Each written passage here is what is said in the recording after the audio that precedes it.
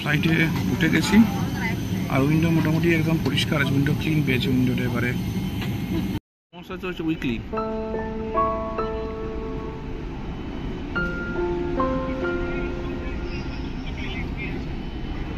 এখন বাজে হচ্ছে 5:34, আমাদের বোর্ডিং স্টার্ট হয়ে গেল। 5:34 বাজে, ক্লিন হয়ে গেছে। এখন এরো ব্রিজ দিয়ে হেঁটে যাচ্ছি আমরা। এখন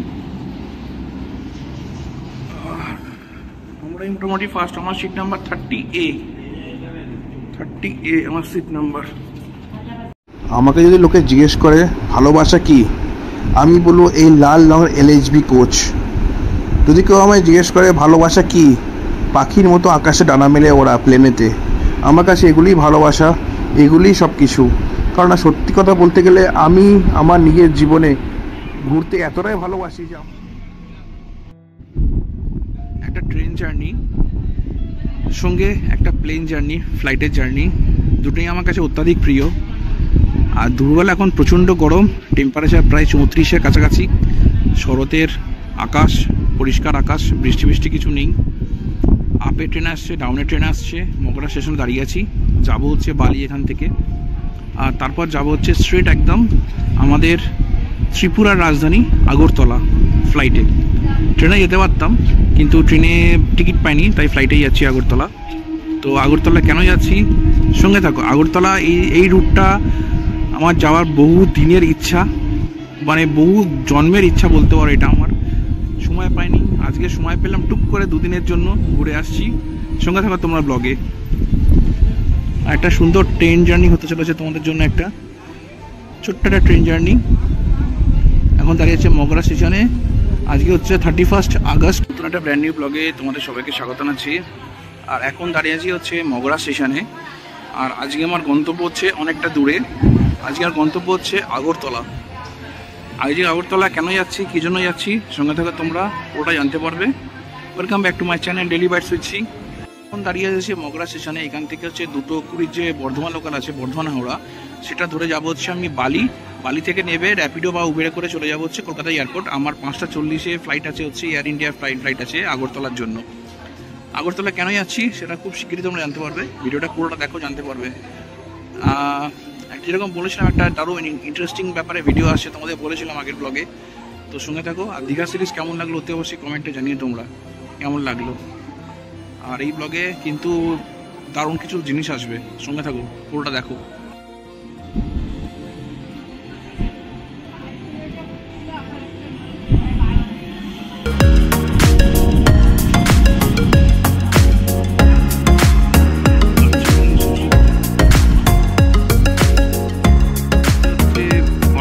বর্ধমান লোকাল আর পাশের লাইনে ঢুকছে হচ্ছে পান্ডুয়া লোকাল, একসাথেই ঢুকছে পুরো একদম দুটো। ট্রেনটা অনেক লেট, 2:52, 2:20 টাইম, মানে 30 মিনিট অলমোস্ট লেট ট্রেনটা।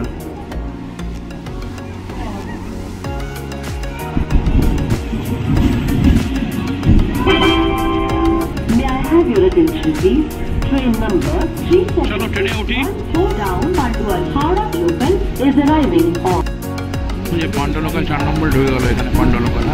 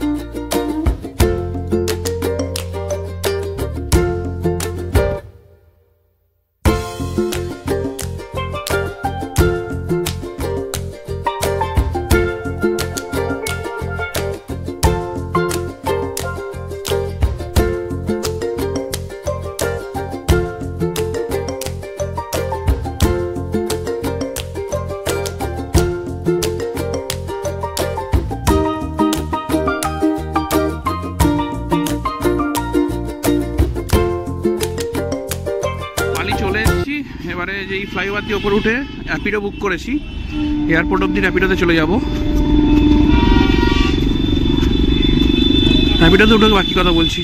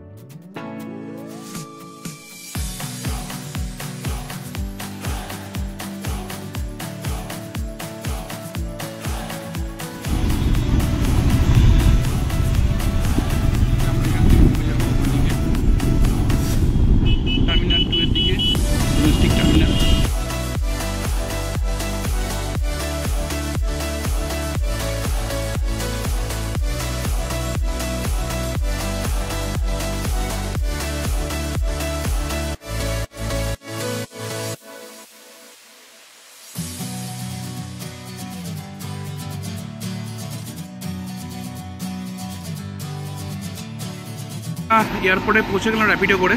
তো এবারে ভেতরে ঢুকবো, যেহেতু ডিজি যাত্রা আমার রেজিস্ট্রেশন করা আছে ডিজি যাত্রার, তো ডিজি যাত্রা রেজিস্ট্রেশন আর করার দরকার নেই আলাদা করে। এবারে একদম স্ট্রেট ফ্লাইটের ভেতরে ঢুকে যাবো, এয়ারপোর্টের ভেতরে ঢুকে যাবো একদম।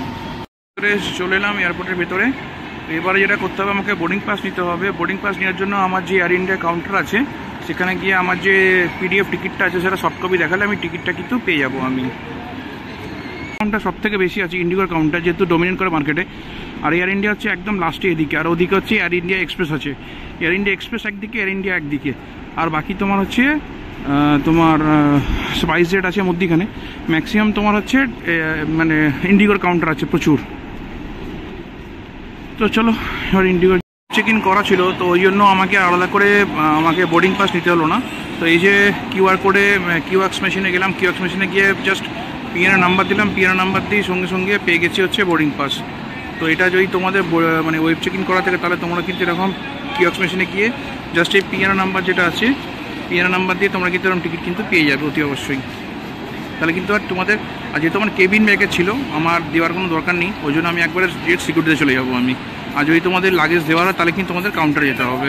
বলতে গেলে যারা আমরা এরকম ব্লগিংয়ের জন্য বাইরে যাই, তাদের কাছে এয়ারপোর্টের সিকিউরিটি চেকিং কিন্তু খুব মারাত্মক একটা ব্যাপার। মানে আমার দুবার করে সমস্ত গেজেট আমাকে বার করতে হলো। ডিজে অসমো পকেটটা দুবার করে চেক করলো, বললো এটা কী জিনিস। তারপরে আমার যে অ্যাকশন ক্যাম্প ছিল সেটাকে বললো কী জিনিস। তারপরে আমার আদার্স যে চার্জারগুলো ছিল, 2-3টে চার্জার ছিল, কেবলগুলো বার করে ভালো করে দেখলো। তো এটা একটা খুব টাফ ব্যাপার, যে যদি কোনো তাড়াহুড়ো থাকে কারোর ফ্লাইট ধরার ক্ষেত্রে, যে খুব তাড়াহুড়ো আছে একদম এন্ড অফ দ্য মুভমেন্ট, তাহলে কিন্তু খুব মানে সময় সাপেক্ষ ব্যাপার একটা। যদিও আজকে দুপুরবেলার দিকে এখন তাড়াতাড়ি চলে এসেছি আমি, ওই জন্য ফাঁকা ছিল একটুখানি সিকিউরিটি চেকটা। তো অন্য সময় এলে কিন্তু প্রচুর ভিড় থাকে কিন্তু। 20 থেকে 25, এদিকে 100 থেকে 101, 14 থেকে 21 হচ্ছে এদিকে। চলো এটা এদিকটা তোমাদের ঘুরিয়ে দেখাই। এখন হচ্ছে বোর্ডিং চলছে, ইন্ডিগোর কোন একটা বোর্ডিং চলছে, ইন্ডিগো এটা বোর্ডিং চলছে এখন। এটা মোস্টলি মুম্বাইয়ের ফ্লাইট। আর দূরে এয়ার ইন্ডিয়া এক্সপ্রেস দাঁড়িয়ে আছে একটা ইন্ডিগো রানওয়েতে আছে।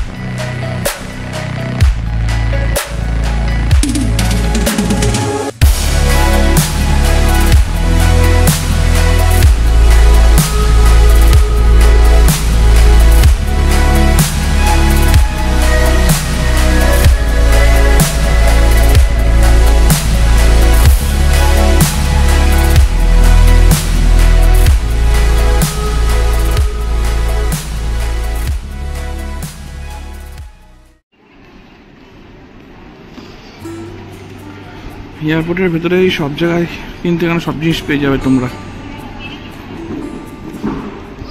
এই যে ট্রাভেল লাউঞ্জ আছে, ট্রাভেল লাউঞ্জ হচ্ছে উপরে, তোমরা ক্রেডিট কার্ড ইউজ করে এখানে থাকতে, মানে এই যে ট্রাভেল লাউঞ্জ ক্লাব, লিফটে করে যেতে পারবে এখানে আমাদের, ওই তোমাদের ক্রেডিট কার্ড থেকে তাহলে এখানে ইউজ করতে পারবে, অ্যাক্সেস করতে পারবে। চেক পয়েন্ট আর এরকম গল্ফ কার্ট আছে, তোমরা যারা বয়স্ক তারা কিন্তু এখানে গেটের সামনে তোমাদের ড্রপ করে দেবে।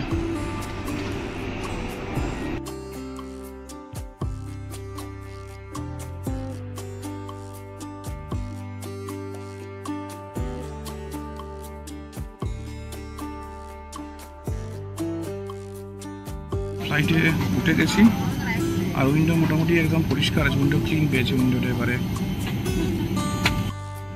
সমস্তগুলো এখন আছে, উইন্ডোগুলো একদম পুরো পরিষ্কার একদম সব কটা।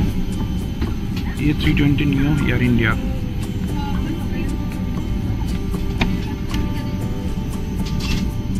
এটা আছে মোবাইল রাখার জন্য সুন্দর একটা স্ট্যান্ড, জল রাখার জন্য এখানে, আর টেবিল,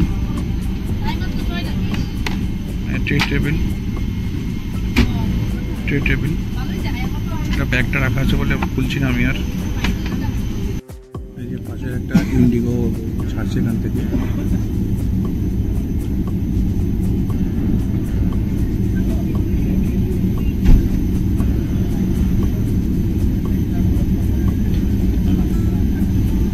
এই গাড়িটা পুরো ফ্লাইটটাকে পুশ ব্যাক করছে। ফ্লাইট অলমোস্ট ফুল, একটা ফুল।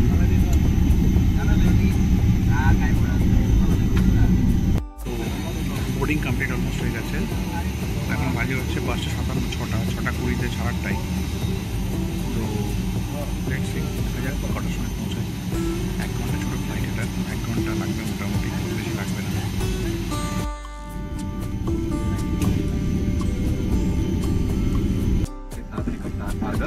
मेरा नाम मोहम्मद नदीम है और मैं आपका कैबिन सुपरवाइजर हूँ।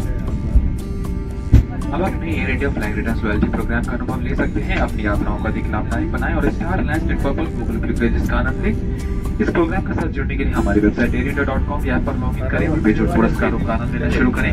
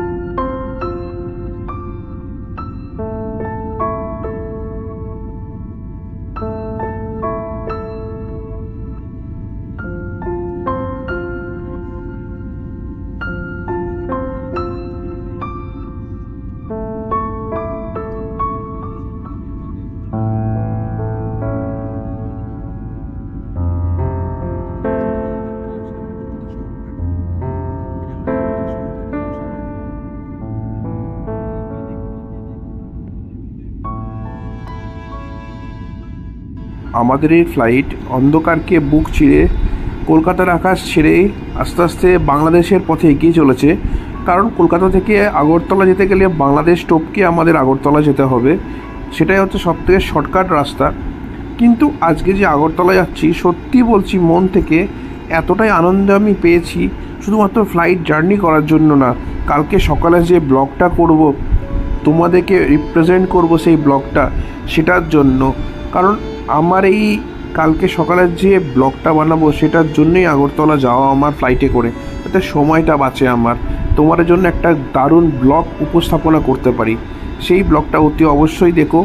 ফ্লাইটে আমার খরচা অনেকটা বেশি পড়েছে, ফ্লাইট ভাড়া পড়েছে কলকাতা থেকে আগরতলা প্রায় ৩,৮০০ টাকা মতো জিএসটি নিয়ে।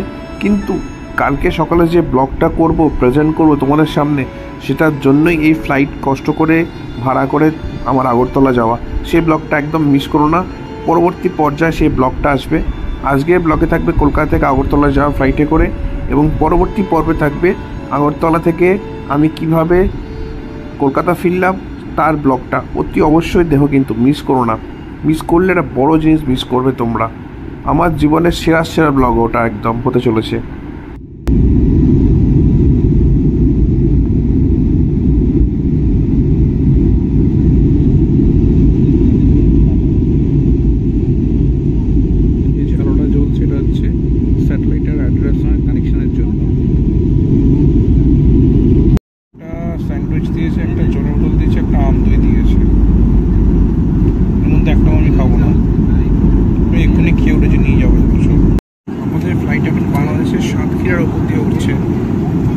আগরতলা ঢুকলে খুব তাড়াতাড়ি হয়, তো আমাদের ফ্লাইট এখন জাস্ট বাংলাদেশের উপর থেকে সাতক্ষীরা হয়ে আগরতলা ঢুকে যাবে।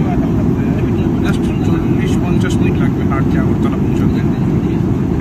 আর ট্রেন যেহেতু ঘুরে যায়, ট্রেন যদি বাংলাদেশ দিয়ে আগরতলা ঢোকে তাহলে কিন্তু অনেকটা তাড়াতাড়ি পৌঁছাবে। ট্রেনে কথাবার্তা হয়তো চলছে এখন স্ট্রংলি, দেখা যাক কতক্ষণে সে কথাবার্তা শেষ হয়। আর 40 মিনিটের ফ্লাইট আরামসে, যেরকম বাগডোগরার সময় লাগে ঠিক সেরকম এই আগরতলার সময় লাগে। এই হচ্ছে ছোট একটা ওয়াশরুম, এটা হচ্ছে অন্য ওয়াশরুমের থেকে আরোটা অনেকটা ছোট, একদম ছোট। একটা হাওয়া প্লাগ পয়েন্ট,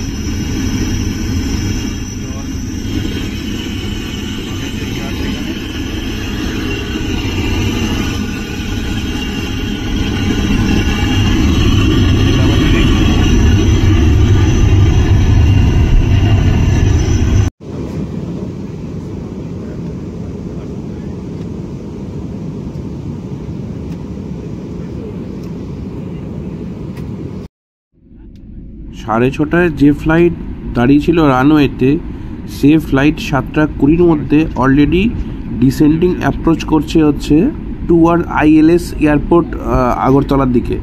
তাহলে তোমরা বুঝে দেখো কতটা শর্ট ডিস্টেন্স হচ্ছে আগরতলা থেকে, কলকাতা থেকে আগরতলা। তো অলরেডি জাস্ট রানওয়েতে ঢুকছে ফ্লাইটটা, ILS-এর সঙ্গে ম্যাচিং করছে এটা, যে আমাদের যে ফ্লাইটটা আছে।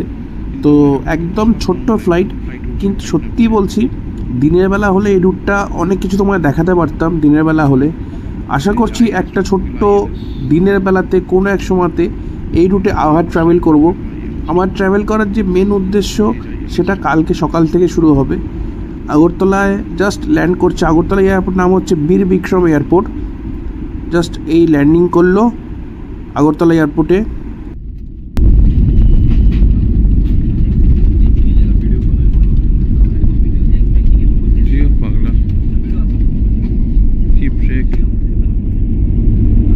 Welcome to Agartala. আগরতলা পৌঁছে গেলাম। ওয়েলকাম টু বীর বিক্রম এয়ারপোর্ট আগরতলা। এবার নাবি সব কিছু তোমাদের দেখাবো, সঙ্গে থাকো। কেমন লাগছে? মেন ব্লগ কালকে সকাল থেকে শুরু করবো। রাইট টাইমে আমরা পৌঁছে গেলাম হচ্ছে আগরতলা এয়ারপোর্ট।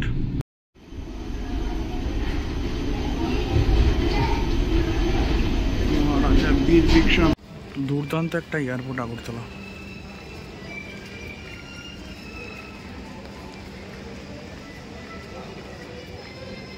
তিন নম্বর বেল্টে আমাদের ব্যাগ দিয়েছে, যদি আমার ব্যাগেজ নেই। 1 2 3 4 4টে লাগেজ বেল্ট আছে।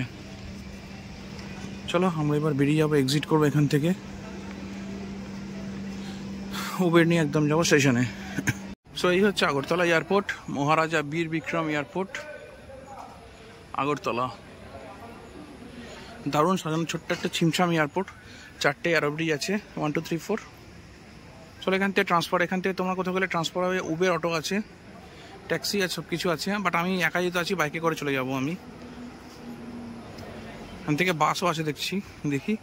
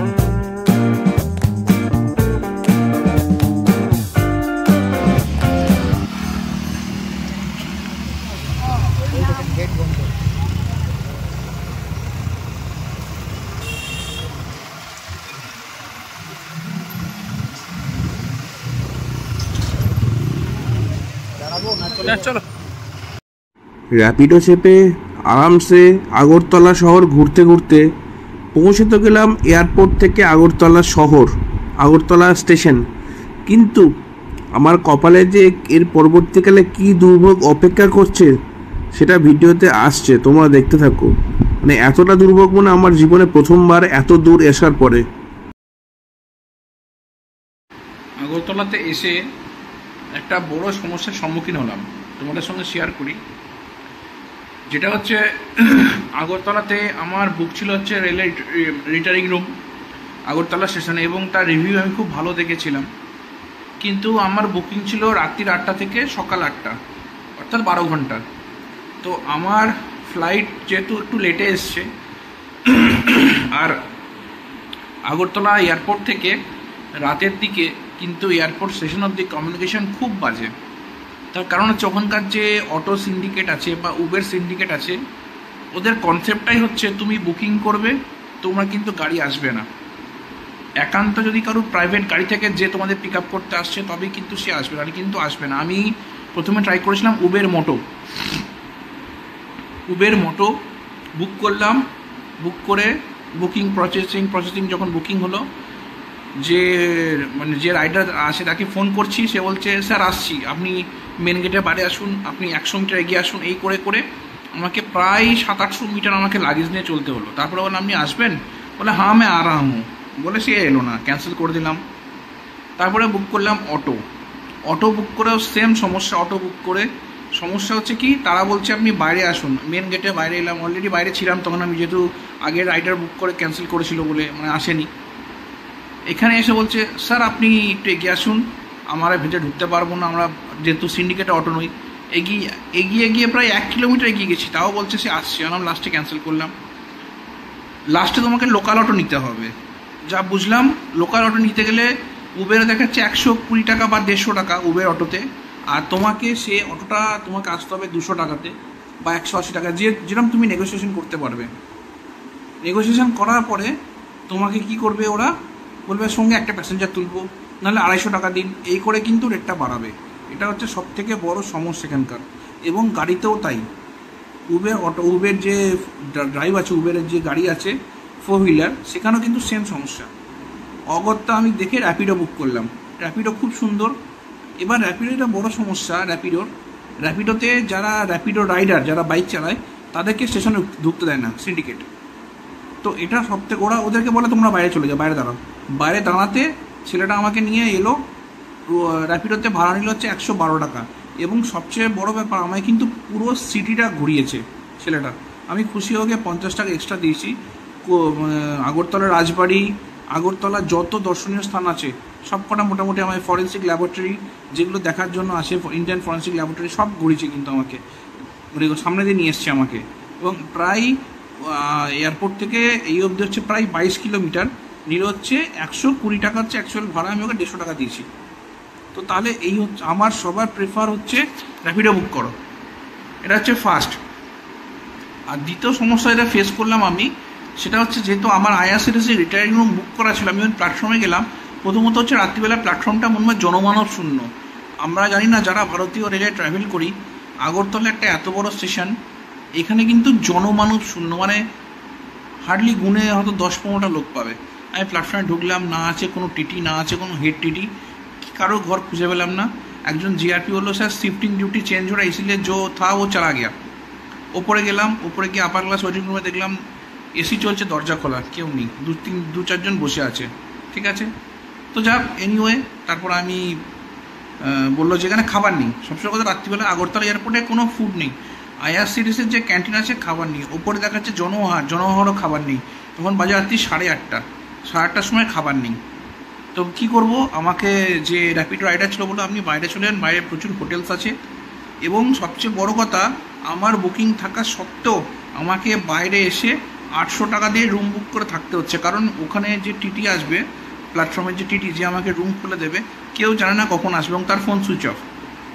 আমি কতক্ষণ প্ল্যাটফর্মে বসে থাকবো এইভাবে ঘেমো, মানে সারাদিন ধরে ট্রাভেল করে, বলতে পারবে? এবং এটা আমি অনেক দূর এসকেলেট করবো এই প্রবলেমটাকে। আমি জিআরপির সঙ্গে কথা বললাম, সে আমার সামনে 2বার ফোন করলো, সে ফোন ধরলো না। তো তাহলে তোমরা বলো তাহলে কী করা যেতে পারে? এটা একটা বড় সমস্যা, বলে দিলাম। যারা আসবে আগরতলাতে রেলের রিটার্ন রুম একদম বুক করবে, তার থেকে আবার 235 টাকা কিন্তু ডবল বেড বুকিং করা ছিল, স্ক্রিনশট আমি দিয়ে দিলাম। এটা কিন্তু আমার পুরো জলে চলে গেলো টাকাটা পুরো আমার। প্লাস এসে আমাকে এই হোটেলটা বুক করতে হলো প্ল্যাটফর্মের সামনে, হাঁটা পথ একদম, ওই 200-300 মিটার মতো। 800 টাকা রুম ভাড়া নিল, আর রাতের ডিনারের জন্য নিচ্ছে 90 টাকা। 890 টাকা আমার ফালতু গেল আমার একদম পুরো। তো এই হচ্ছে, আমি না আসে জানতে পারতাম না, তোমাদেরও দেখাতে পারতাম না। তো এটা হচ্ছে বি কেয়ারফুল, আগরতলা ঘুরতে যদি আসো বা কোনোদিন এই সমস্যা ফেস করো, এটা কিন্তু মাথায় রেখো। রিটায়ারিং রুম একদম না। এবং আগরতলা এয়ারপোর্ট থেকে চেষ্টা করো, যদি একা থাকো র্যাপিডো বা অন্য কোনো কাউকে যদি পিক আপ করতে পারো, বাট উবের মোটো একদম কিছু বুকিং করো না, কিন্তু বড় সমস্যা, কিন্তু এটা মাথায় রেখো। এই দুটো ইম্পর্টেন্ট পয়েন্ট তোমাকে দিয়ে দিলাম। বাকি হোটেলটা মোটামুটি ভালো, দেখিয়ে দিচ্ছি। রাতের ডিনার কমপ্লিট, এখন বাজে হচ্ছে অলমোস্ট 11:30। তো খুব টায়ার্ড লাগছে, আজকে ঘুমিয়ে পড়ো, কারণ সকালে অফিস করে তারপরে এয়ারপোর্ট গেছি, তারপর গুয়াহাটি এসেছি, ঘুমের ছুটে ভুল বকছি, আগরতলা এসেছি। তো যেরকম তোমরা দেখালাম যে গুয়াহাটিতে দেখেছো, এই অবধি ব্লগটা রইল।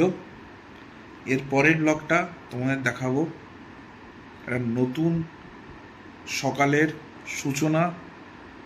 নতুন সকালে আগরতলা থেকে আমার জার্নি হবে ট্রেনে কাঞ্চনজঙ্ঘা এক্সপ্রেসে ফ্রম আগরতলা টু বর্ধমান, এবং 36 ঘন্টার লং জার্নি ট্রেন ব্লগ।